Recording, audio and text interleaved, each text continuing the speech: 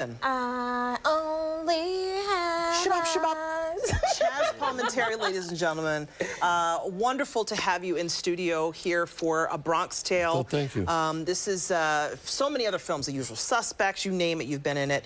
It's an honor to have you here in thank studio. you very much. I appreciate that. Yeah. You're here ahead of A Bronx Tale on stage. Yes, the musical. The musical is opening up in a week, I think. Yeah. Yeah. And so I'm real excited for it, you know, and I came here to do some press because it just ran on Broadway for 2 years. And now 11 members of the Broadway cast are actually in the show. That's awesome. You know, which is very unusual. Usually you recast, but a lot of the Broadway people are coming here, so it's a great show. Music by Alan Menken, 8-time Academy Awards. Yeah. You know. So Glenn Slater wrote the lyrics. Bob De Niro directed it with Jerry Zaks. Oh my goodness! And I'm real excited for the people to see it. What's this like? Because I know this started for you. A Bronx Tale was a one-man show. Yes.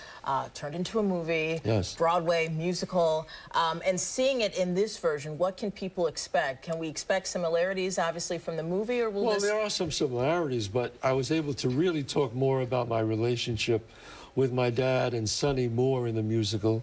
Also with Jane.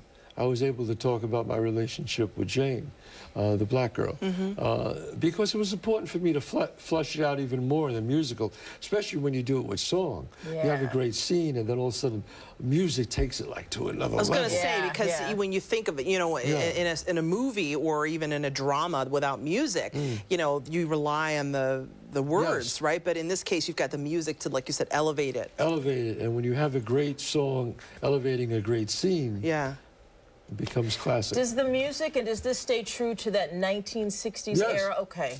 Yes, Alan Menken, who wrote all these great musicals, really focused on each person. The Wise Guys had their style. Yeah. The doo-wop group had their style. The African Americans had their style.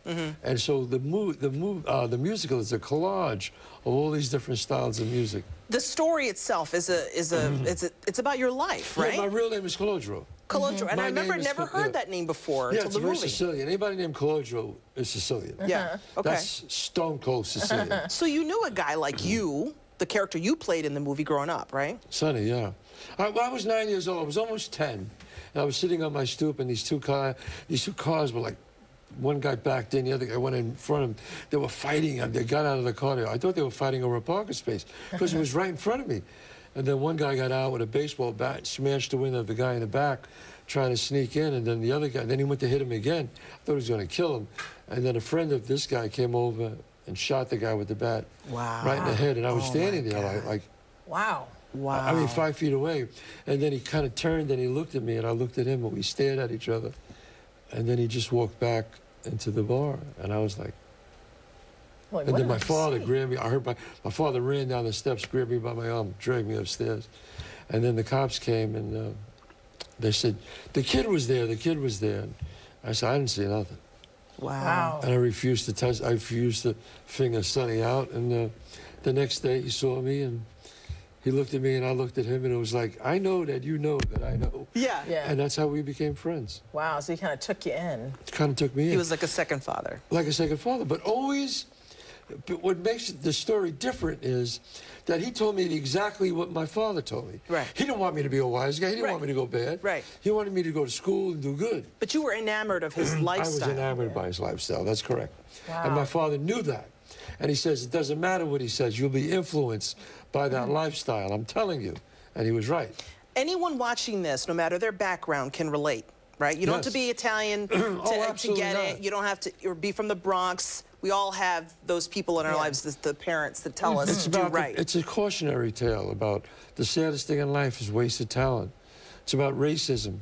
How racism is bred down from one generation to the next. I'm glad you said that because I want to touch on this when we come back. Your relationship with Jane. It's there's so much to it. I know when I saw the movie, it struck me so deeply about your relationship, or Colodro's relationship with his girlfriend in the movie.